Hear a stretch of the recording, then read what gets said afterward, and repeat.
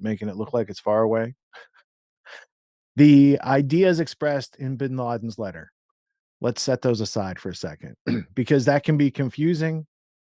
I don't know where the original copy is. Was it a written letter? Was it a recorded letter? Is it audio? Is it like where is it at? The Guardian is not known for like not being a Psy-war outlet when it needs to be. That was a time when such things were being circulated. Lots of letters back there. Remember the "Death to America," "Death to Israel," "Allah is great" letters? Remember those? Who circulated those? Who wrote those? That's an interesting question. I also wanted to circle back real quick before we lost the thread.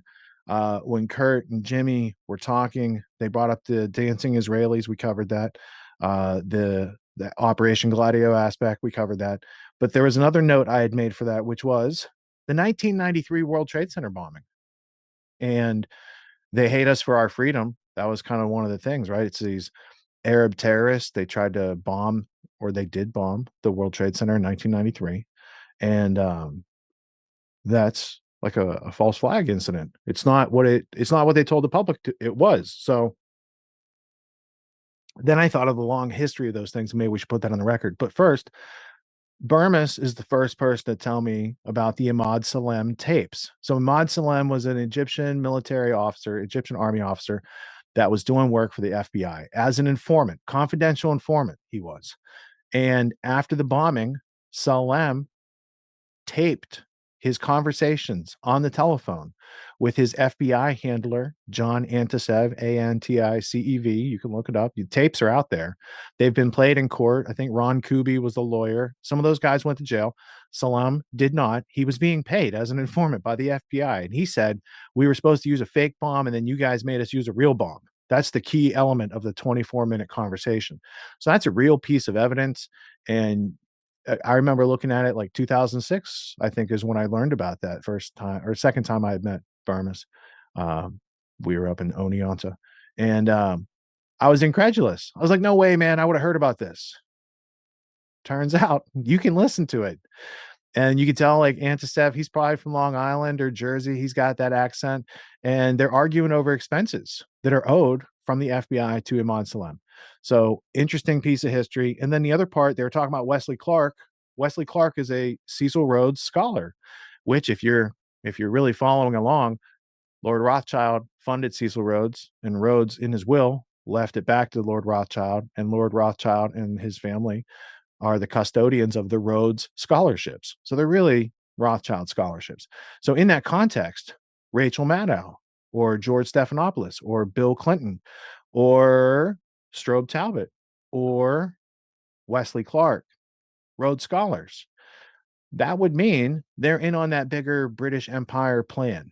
They're not necessarily playing for the American side, which is why somebody like Wesley Clark, an American, can be in charge of NATO and be Supreme Allied Headquarters Commander or whatever his title was over there, right? Over the Yugoslavia war when they're sending tomahawks into Milosevic's house. So I thought it'd be useful for a minute.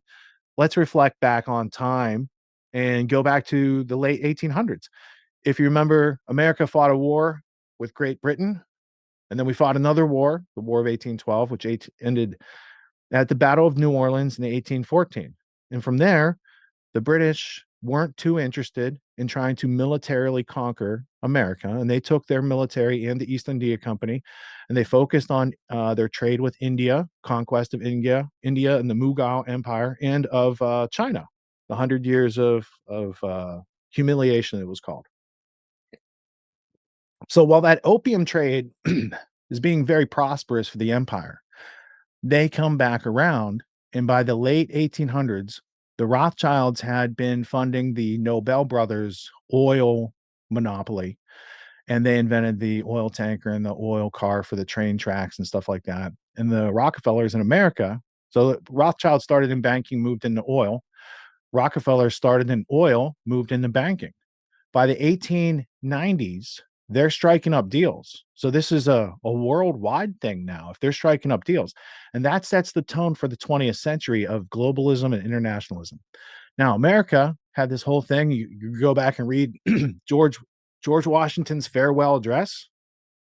There's a whole lot of philosophy.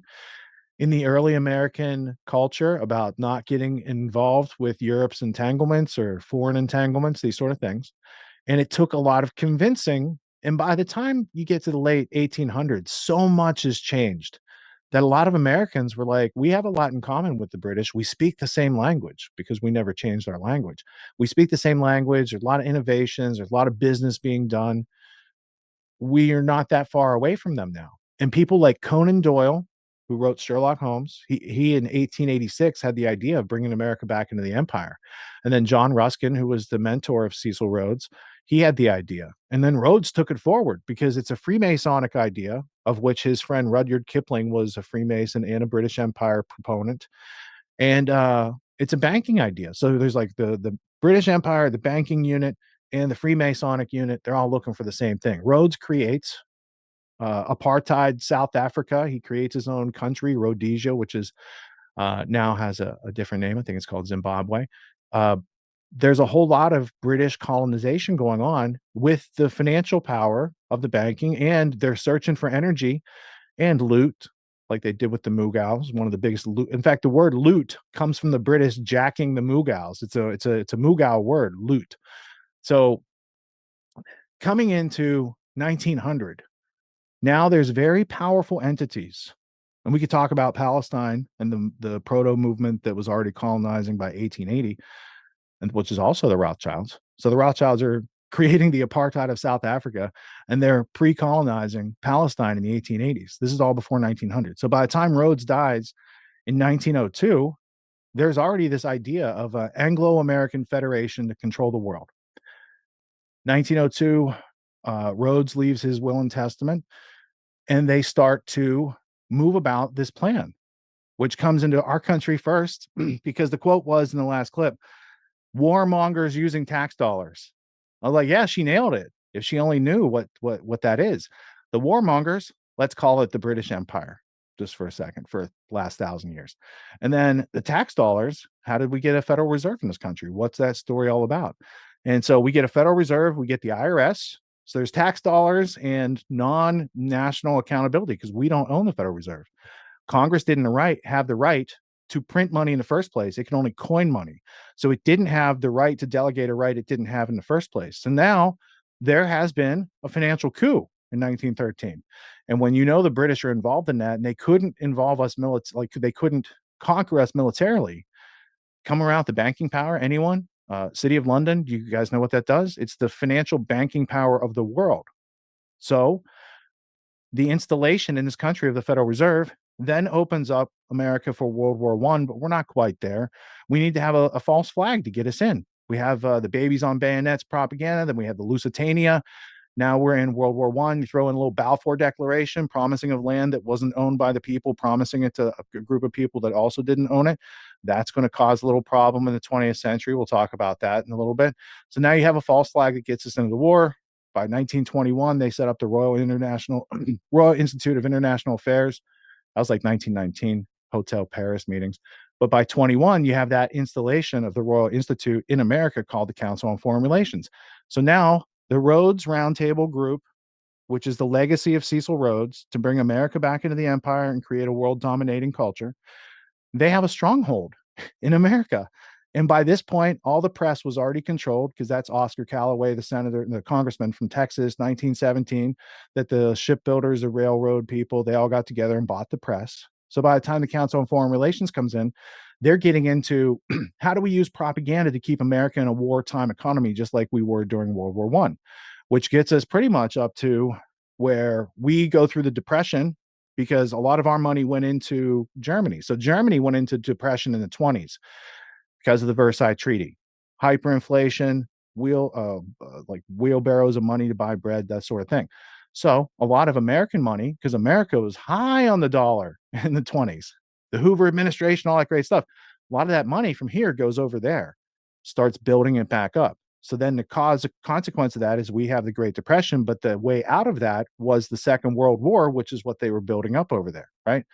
So now you've got the situation where Rockefeller and a bunch of industrialists are funding the Nazi project. The King of England's behind the Nazi project. He had to step down because of it. And finally, they start to kick it off and they need America in the war again. So what are they going to do? They got some MI6 spies. There was Garbo. There was Tricycle. I think that guy's name was Dusko Popoff. A really interesting history of the espionage back then. Sidney Riley was another British spy. These are all kind of models for James Bond later. So by World War II, they're in it. They're getting beaten just like in World War One. They need their cousin to come in and finish the fight. And we have Pearl Harbor. Well, the British, MI6, knew about Pearl Harbor in August of 1941. It was their spies collecting the questionnaires for the event to be perpetrated. And they saw they didn't see fit to share it with the American intelligence groups because they had a newfound relationship. They're just now smoothing over the whole revolution and stuff. They thought it would probably break up that relationship if the Americans knew to what extent the British were involved on all the sides of that war. So Pearl Harbor has to happen. America's in the war. A lot of things happen after that, but let's just go back up to what's the next major war after Korea, because I don't have a lot of information on Korea right now. But Gulf of Tonkin, we know today that was another false flag. So whether it's Remember the Maine to kick off the Spanish American War with Rudyard Kipling, Cecil Rhodes's buddy, he wrote a poem called "The White Man's Burden," and it was encouraging America to get into foreign affairs, getting into the war in the Philippines, the war in Cuba, and there was a false flag. The Maine was blown up, and then Hearst said, "Remember the Maine." So every major conflict, I'm not claiming Korea, but we could go into that, other than Korea, has been a false flag to get America involved. So after, I don't know, five or six of those, America just naturally becomes a lot more imperialist. And today, people without knowing the history of how all these things kind of evolved and percolated up through the 20th century and how overtly constructed and scripted it was, they're not going to see what's going on. They would see it as, oh, America's imperialist. Really, imperialism is how you had to go and undermine America to make it malleable enough to bring it into the world order. Otherwise, you could have just done it in 1812, right? Could have done it in 1814. If our Constitution is so weak, why didn't you take us over back then? Why did it take over 100 years of devolving our education system and devolving our political system and devolving our press, the freedom of the press, the freedom of speech, the freedom of not being censored? Because in World War One, that's when Wilson's talking about Alien and Sedition Act, and if you're speaking out against the war effort and these sort of things, right? So all these un-American things that we see today did not start in America. They were artificially inserted decade by decade as Americans were just trying to go along and get along and educate their kids and pay their mortgage or reap the rewards of their harvest, these sort of things. There was an empire with 1,000-year-old history of dominating and conquering almost every piece of territory on this planet. Like the book by Stuart Laycock is called "All the Countries We Ever Invaded and Some We Didn't Get Around to Yet," showing the British intention. It's the empire the sun never sets on. Do you think they just went quietly into the night in the 20s? Or did they rebrand and recloak? And instead of a military empire, they became a financial empire. And they used America's military to go do all these things, right? So when you look at the Israel-Palestine situation, as we're about to do, and it's going to bring it full circle with all the bin Laden information we just took in, you have to look at it with the bigger picture. Israel is not a Zionist project alone. It's a British project. And very much because of the British influence over here, it is now an American project. In fact, they needed the Americans to make it as a state in the first place. The Latin American votes from Rockefeller being one of those, and the role of blackmail being used consistently to achieve their goals and agendas over many, many, many, many decades at this point. A whole lot of information there. So now let's go to a source. I mentioned the Royal Institute of International Affairs. Mark Curtis, he's a fellow at the Royal Institute for International Affairs. This book is titled Secret Affairs, Britain's Collusion with Radical Islam. I did mention it about an hour ago. Mark Curtis is an author. Let me zoom in for you. Give you the royal treatment. Mark Curtis is an author, journalist, and consultant. His previous books include the best-selling Web of Deceit, Britain's Real Role in the World, and Unpeople, Britain's secret human rights abuses. He was formerly a research fellow at the Royal Institute of International Affairs, Chatham House, is what they call that. So this is not conspiracy theory. This is legit history. This book was published in 2010. I'm just going to take you to a couple different places that have some interesting aspects. So on page 12, it reads here at the bottom. Okay. Britain, the British, let me get on the screen. The British recognized Ibn Saud's control of Arabia. And by 1922, his subsidy was raised to £100,000 by colonial secretary Winston Churchill. At the same time, Churchill described Ibn Saud's Wahhabis as akin to the present day Taliban, telling the House of Commons in July 1921 that they were, quote, austere, intolerant, well armed, and bloodthirsty, end quote. And that quote, they hold it as an article of duty as well as faith to kill all those who do not share their opinions and to make slaves of their wives and children. Women have been put to death in Wahhabi villages for simply appearing in the streets. It is a penal offense to wear a silk garment. Men have been killed for smoking a cigarette. So these are types of things that are going on back in 1921. You guys hear about the Wahhabists in the last 20 years? I think that was a thing still, right? Wasn't Osama bin Laden's teacher a Wahhabist? However, Churchill also later wrote that, quote, my admiration for him, Ibn Saud, was deep because of his unfailing loyalty to us.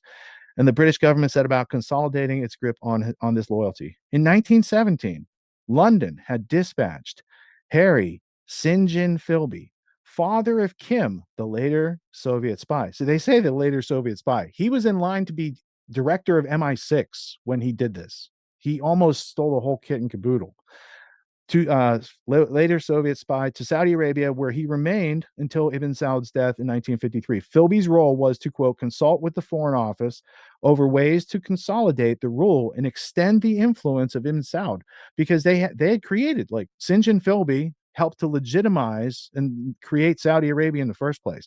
A 1927 treaty ceded control of the country's foreign affairs to Britain. Huh. That's interesting. This British Saudi Airlines, do they have a lot of oil over there, maybe? Because a lot of this British Empire stuff seems to be fueled by oil. Now, if we go over here, there's Palestine.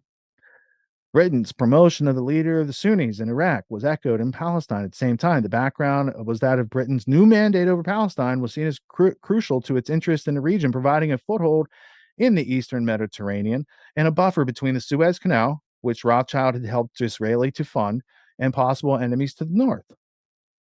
Whitehall's stated policy in Palestine was to carry out the Balfour Declaration and to create a home for the Jewish people, but without prejudice to the Arab inhabitants.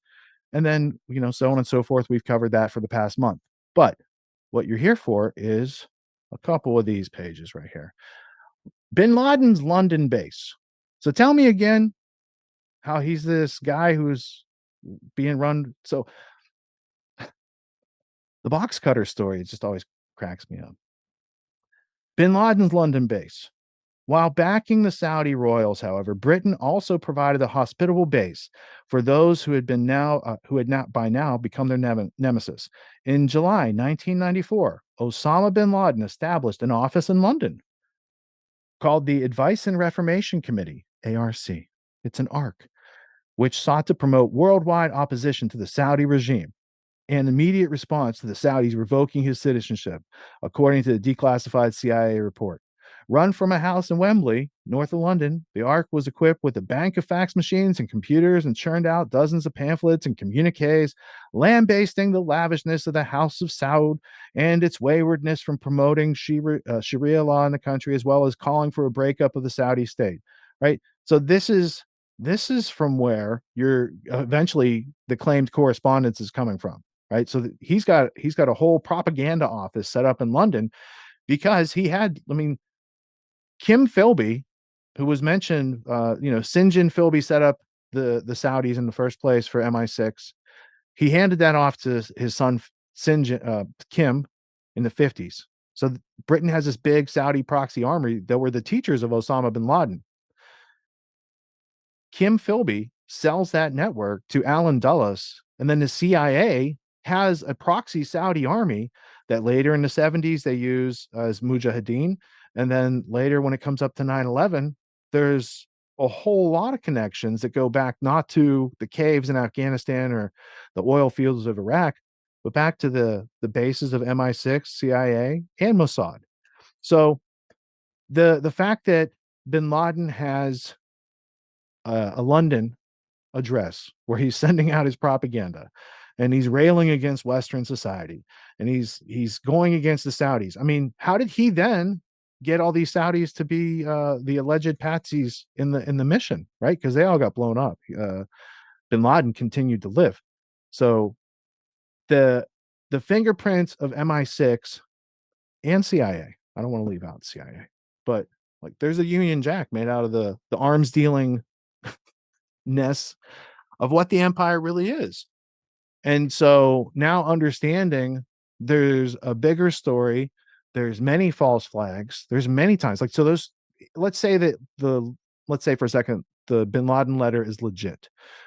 All those kids watching it, having their red pill moment, waking up. It's like at any decade in the past 100 years, people have been going through the same awareness. Only they didn't have the internet, they didn't have TikTok, they didn't have YouTube and these other things to share what they're figuring out for themselves or for other people with better, more accurate information that can put those things to rest to actually get there and kind of be the antidote to those psychological warfare operations.